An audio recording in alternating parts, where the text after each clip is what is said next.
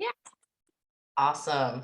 So can you go ahead and sort of just like introduce who you are, where you're located? Yeah, so I'm Chelsea. I am a shift supervisor at Starbucks in Cleveland, Ohio.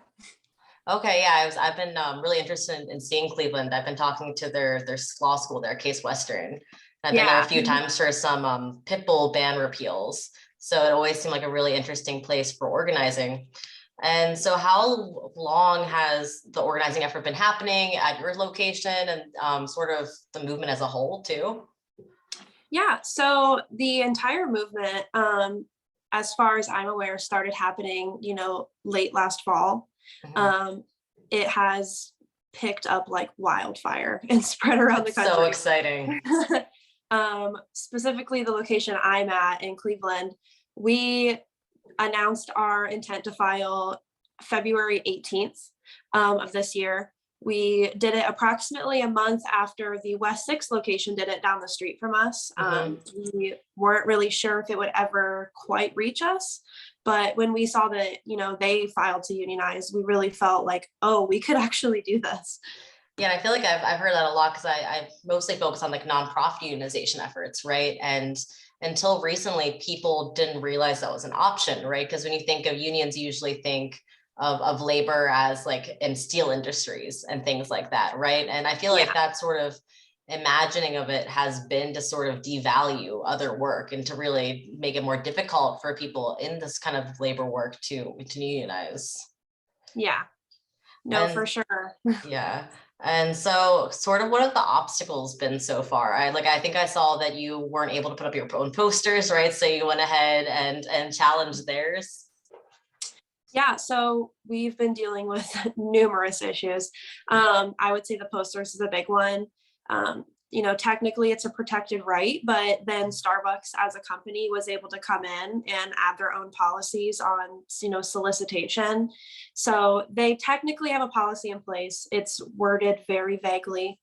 Um, you aren't supposed to post during company time. So like if you're on the clock or in work areas, so it has to be like a designated break space. But then they never really clarify those spaces. So it makes it really difficult to get the information out there.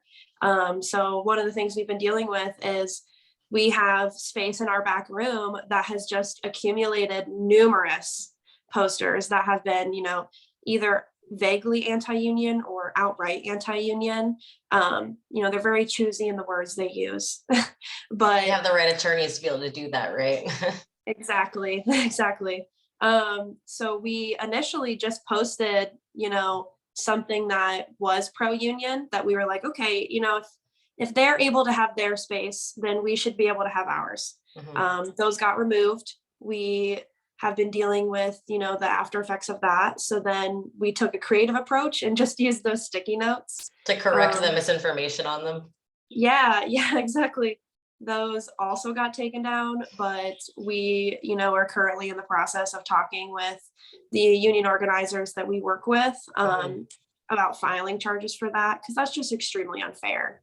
And who's been taking them down? Is it like outside management that comes in or?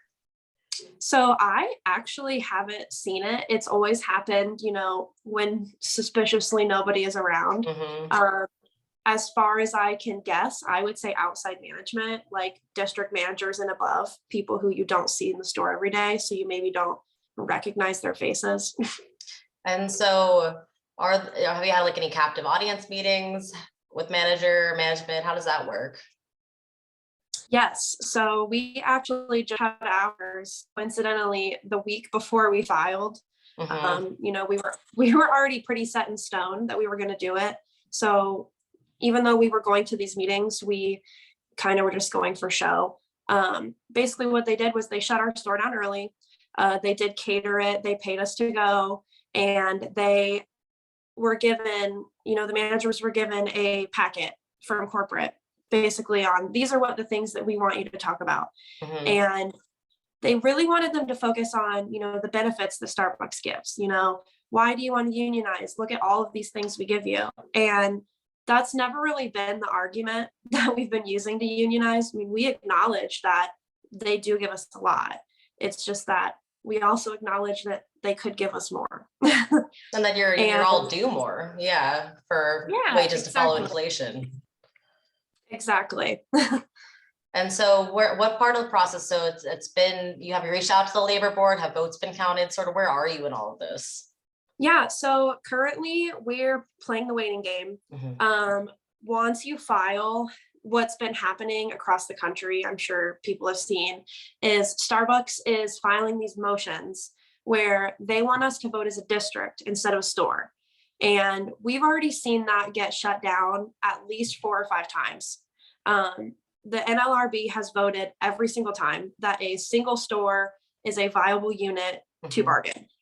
So even though that has kept happening, Starbucks keeps trying it. To slow it down, probably, right? Yeah. It's definitely a delay tactic. And it gives them a chance to run a longer anti-union campaign. You know, the longer it takes for us to get a vote, the more time they have to convince us not to. And when does it look like you will be voting? So we still don't really know. Okay.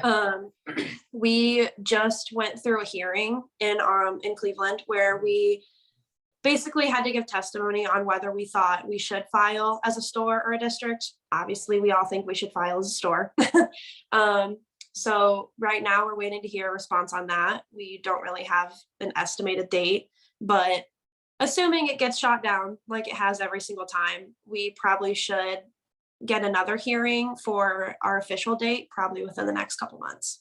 And what union are you working with? I guess I've never even thought about that. But what kind of representative, how did you reach out to them? Did they reach out to you? Yeah, so basically the first partners in Buffalo, I am not 100% sure who reached out to whom, but they're working with Workers United. And we have formed Starbucks Workers United under that. And then when it came time, because I actually was the one who reached out initially, the Starbucks Workers United have an email address that you can reach out to whoever across the country. And I got put in touch with Jazz, she's from Buffalo, and she put me in contact with Pete DeMay, who actually is the director for Workers United in the Midwest. So he's been helping numerous stores across the Midwest. Really doing an amazing job. I'm super grateful to have him. Yeah, I feel like everyone who works in unions, it's such an exhausting job, right? Because they aren't unionized, you know. So I am always super impressed with the work that they do. And so, you know, you were saying you reached out. What kind of, have you felt any fear with being like the voice of it at your store? Have you faced any like microaggressions from your management? Any fear of like retaliation?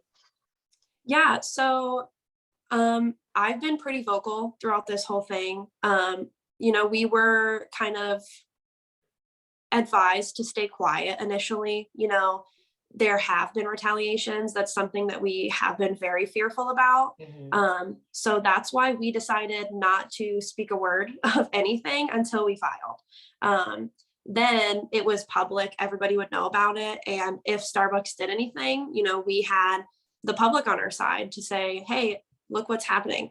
So initially we stayed quiet, but, you know, I've been pretty vocal since we came out with that. And for the most part, it hasn't been overt.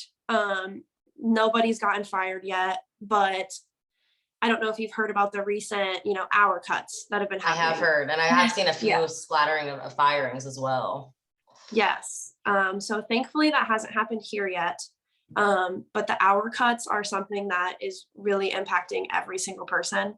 And, you know, we're dealing with things like getting iced out by management. You know, Starbucks has given them different tactics over the last year, and their newest tactic is to just not talk to us. Not really working very well. It's like giving you the silent treatment. Yeah, exactly. And so how does the rest of your team feel? You know, we talk a lot about the obstacles, but what kind of celebration is there in this? Yeah, so we are all feeling super excited. It's definitely a weird experience because, you know, Starbucks has always said, we're a family, you know, we're partners, we're to get this together. But we've never felt as much togetherness as we have since we, started this. And there are people who I was never close to that now I feel like I could go to for anything. We have a group chat that we started that we, regularly post when people do interviews. We congratulate each other. We look out for each other. We have a newsletter that we started Really cool. for our store. That was pretty exciting. We also have a group chat going with different leaders across our district where we all communicate with each other and share all the big news, which is really exciting. And then if you are able to, get the votes in and it comes out and it's all works out well, what kind of goals? Has there been any discussion about what people really want and what they need? Yes. So we have started like an initial draft of, some of the ideas we're going for. The first one obviously is removing the, employment at will. Starbucks can fire you for basically any reason right now because you're at their will. So we would institute a just clause. Basically, you wouldn't be able to get terminated or, reprimanded without actually having someone present to fight for you. We also are looking for, better hours, better pay, access to benefits. Starbucks has always touted that they only require 20 hours on average to maintain benefits, which, to be fair, is quite a low number. That is something that has always enticed people. But when you look a little bit further and you see the hour cuts and people are only getting 5-10 hours per week, it's impossible to maintain those benefits. So we really want people to have better access to them. Yeah, my ex-girlfriend, I feel like almost like every trans girl I know has always wanted to work for Starbucks, right? Because of the health benefits.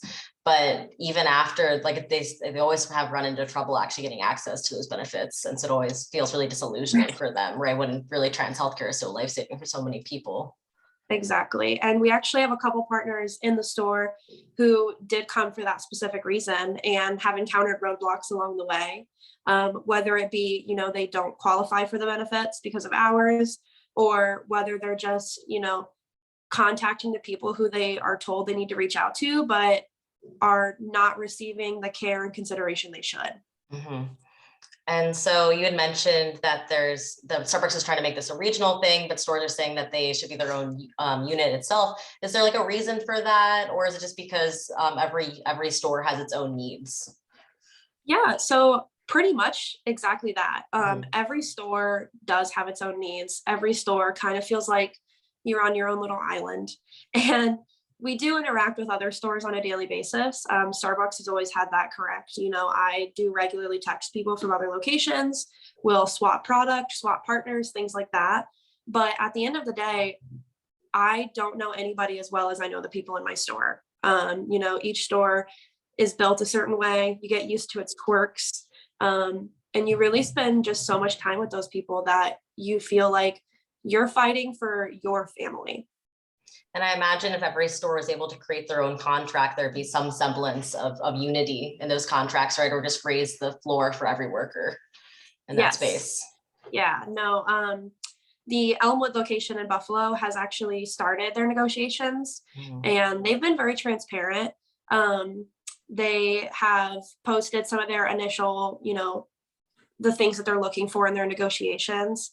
And a lot of them look pretty similar across the board to like what we're looking for. And I imagine that, each store location will have a couple things that are very specific to that area, but a lot of it will probably overlap. And then that's pretty much all my questions, but do you have anything that you wish I had asked or that you wish coverage would really highlight? I would just say, I feel like it's just really important to highlight the work that every single person is doing. We keep talking about what it does to every single person when they fight to unionize, and, people talk about the retaliation and everything, but I think at the end of the day, we just need to think about the fact that these are people, and these are the people who only want to fight for themselves. They only want to have a better life and to go home at the end of the day feeling like they put it all out there, but they still have something left to give.